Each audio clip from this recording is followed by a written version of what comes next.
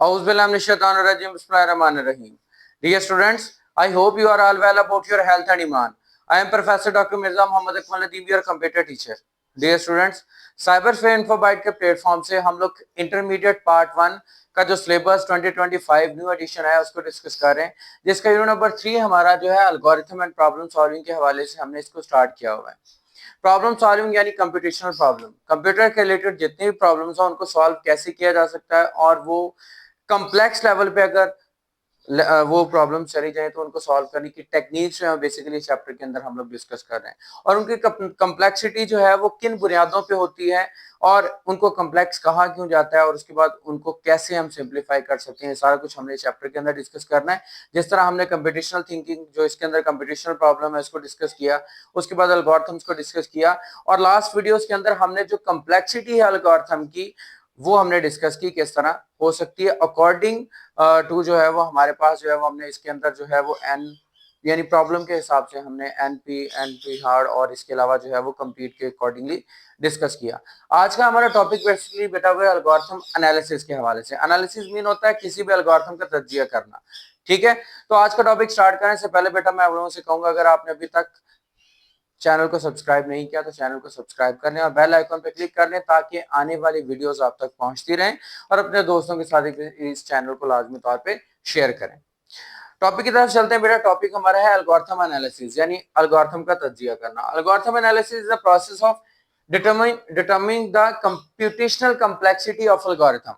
Computational के हिसाब से, कंप्यूटेशन मीन क्या होता है, मेजरमेंट, मतलब टोटली उसको जो है according to time and space उसको हमने देखना है एल्गोरिथम को, उसकी कम्प्लेक्सिटी को, कि टाइम इंक्रीज होने से या स्पेस इंक्रीज होने से यानी इनपुट का साइज बढ़ने से क्या फर्क पड़ता है एल्गोरिथम के ऊपर या फिर आउटपुट के ऊपर, या फिर वो कैसे मैनेज करता है इसको। So which includes their time and space complexity, यानी दोनों इसके अंदर शामिल है, टाइम की भी और स्पेस की भी complexity. And this analysis helps to predict algorithm performance. इससे जो है वो हमें एल्गोरिथम की परफॉर्मेंस का पता चल जाता है कि एल्गोरिथम इस वक्त किस लेवल पे परफॉर्म कर रहा है और वो इस प्रॉब्लम के लिए किस हद तक परफॉर्म करेगा। सो बेटा सबसे पहले हमारी टाइम कम्प्लेक्सिटी आ जाती है। Time complexity is a measure of how the time of an algorithm increases as the size of input data grows. जैसे इनपुट डाटा ग्रो करेगा तो टाइम के अंदर क्या कम्प्लेक्सिटी आएगी, क्या चेंज आएगा, क्या उसके अंदर जो है वो उसके मतलब साइज इंक्रीज होगा, डिक्रीज होगा, कांस्टेंट रहेगा, यानी क्या उसके अंदर वेरिएशंस होगी। It helps to understand how efficiently algorithm performs when dealing with a large number of data। कि अगर हम बहुत बड़े डाटा के साथ काम कर रहे हैं, एल्गोरिथम के थ्रू काम कर रहे हैं, प्रॉब्लम को सॉल्व कर रहे हैं, तो फिर कैसा बिहेव करेगा हमारे पास, ये जो उसकी परफॉर्मेंस क्या होगी, एफिशिएंसी क्या होगी उस एल्गोरिथम की, वो इसके अंदर हम लोग डिस्कस करेंगे। इसके अंदर कुछ चीजें हैं जो हमारी खास तौर पे डिस्कस होती हैं, जिसके अंदर सबसे जो मेन चीज है that is big O notation. Big O notation क्या है?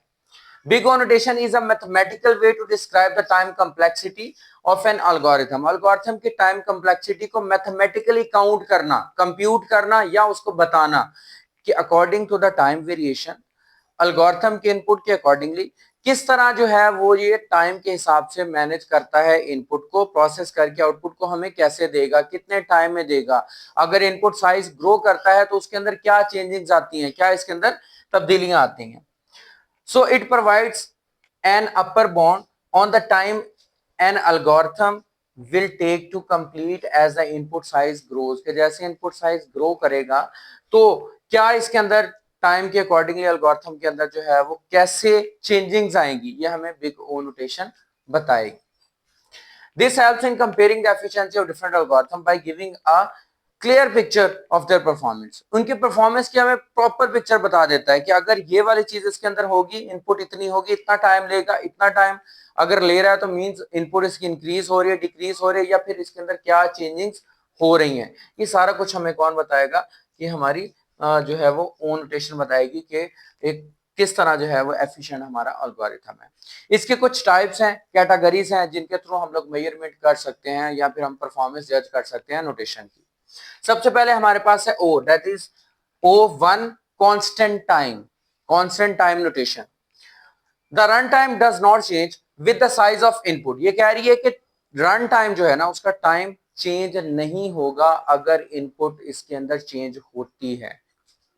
मींस कांस्टेंट वो चीज होती है जो एक जैसी रहती है, टाइम उतना ही लगेगा रन टाइम, यानी जितना पहले था इनपुट साइज इंक्रीज होने से भी वो उतना ही रहेगा।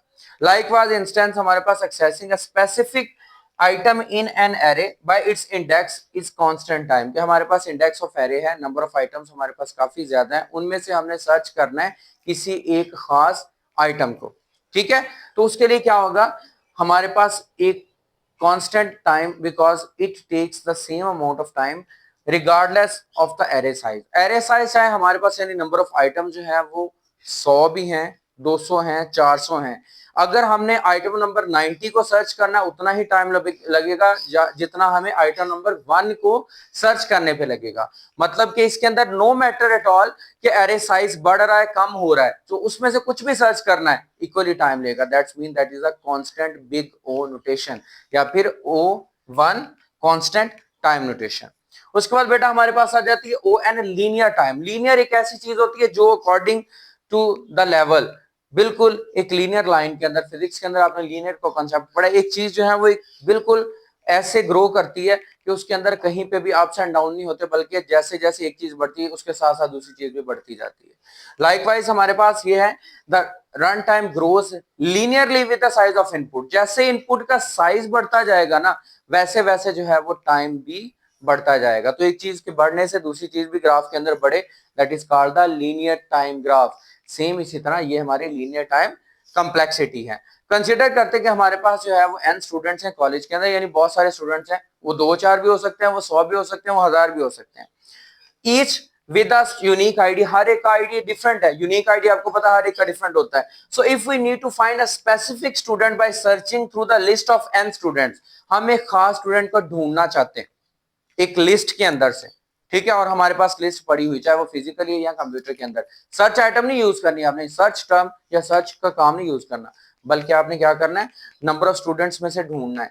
The time it takes to find a specific student by searching a list of an list, पूरी लिस्ट को हमने सर्च करना है, ठीक है। तो हम क्या करेंगे, पहला स्टूडेंट देखेंगे, दूसरा देखेंगे, तीसरा देखेंगे, चौथा देखेंगे। अगर 10 स्टूडेंट है तो थोड़ा टाइम लगेगा, हमें वो स्टूडेंट मिल जाएगा, अगर स्टूडेंट नंबर 9 भी क्यों ना हो। 20 स्टूडेंट हो गए तो उसमें से स्टूडेंट नंबर अगर 20 तक पहुंचना है तो हमें सारे 19 पहले फॉलो करके 20 तक पहुंचेंगे।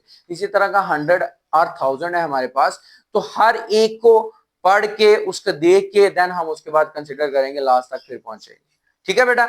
उसके बाद हमारे पास इसके अंदर आ जाती है ओ एन स्केयर, यहाँ पे n2 मैंने लिखा दैट्स n स्केयर। ये क्वाड्रेटिक हमारे पास टाइम है, आपको पता है क्वाड्रेटिक इक्वेशन आपने पढ़ी है, ठीक है। इसके अंदर क्या होता है, the number grows quadratically as a size of input increase, यानी जैसे इनपुट का साइज बढ़ेगा टाइम उतना ही डबल बढ़ता जाएगा, क्वाड्रेटिकली बढ़ता जाएगा। Let's suppose consider n students in a college,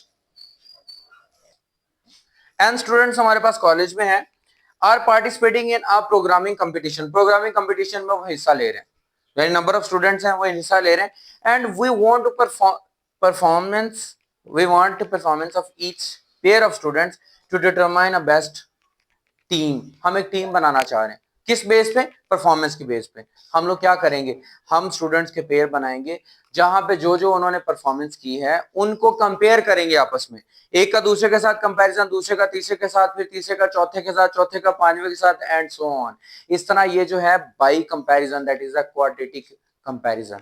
इस तरह फिर हम लोग उसमें से पेयर ऑफ स्टूडेंट्स ढूंढेंगे जो हमारी टीम बना देगा, ठीक है। उसके बाद बेटा हमारे पास आ जाता है that is O log n logarithmic time. Logarithmic time क्या चीज है, the number grows logarithmically meaning it increases very slowly, आहिस्ता आहिस्ता बढ़ता है, like real time to sorry relative to the input size, जैसे जैसे इनपुट साइज बढ़ता है या आहिस्ता आहिस्ता ये भी ग्रो करता है, यानी टाइम भी ग्रो करता है। लेट्स सपोज हमारे पास imagine a scenario, you are playing a guessing game with n students in a college. आप एक गैस गेम है कि स्टूडेंट्स को आप कह रहे हैं कि बेटा आप लोग अपने माइंड में कोई नंबर सोच लें, ठीक है, आप मैंने वो नंबर जो है वो गैस करना है, ये किसी स्टूडेंट से कहते हैं कि आपने वो सर्च गैस करना है। अच्छा, हर बच्चा जो है वो नंबर सोच लेता है, आप क्या करते हो, बच्चों से जो है पूछते हो आपने जो नंबर सोचा है उसके करीब 3 नंबर बताओ, ये एग्जैक्टली वो नंबर 2-4 से पूछ लेते हो। ऑन एवरेज आप उन सब स्टूडेंट्स के करीब 3 वाला नंबर जो है वो जब मिडल ऑफ द टाइम ढूंढेंगे तो इट्स मीन लॉगरिथमिकली उसको आपने सॉल्व कर लिया। यही हमारा लॉगरिथम मैथ्स के अंदर यूज होता है और यहाँ पे भी हमारी लॉगरिथमिक टाइम सिचुएशन में यूज होता है। अब जरा हम लोग इसको जो है वो एक पिक्टोरिकली जो हमारा बिग ओ नोटेशन का सिग्निफिकेंस है, यानी उसका जो है वो हमारे पास ग्राफ है, उसको जरा डिस्कस करते हैं।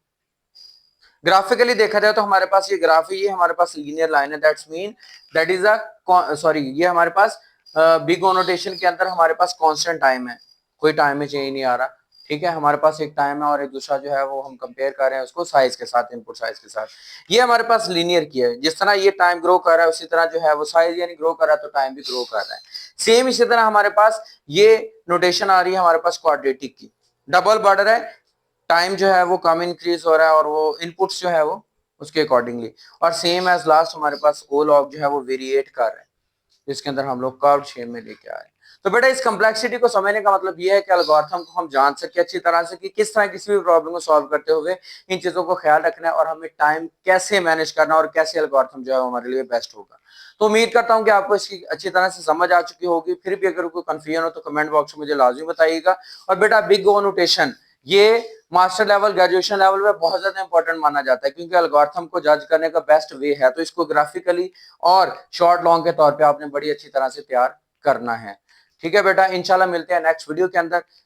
अपने दोस्तों के साथ भी इस चैनल को शेयर करें। अब अगर आपने भी नहीं इसको सब्सक्राइब किया तो लाजमी सब्सक्राइब कर लें, बेल आइकन पे क्लिक करें और मुझे फीडबैक देते रहा करें, ताकि पता चलते रहे कि आप किस हद तक इसको जो है वो फॉलो करें और इन चीजों को जो है वो लर्न कर रहे हैं।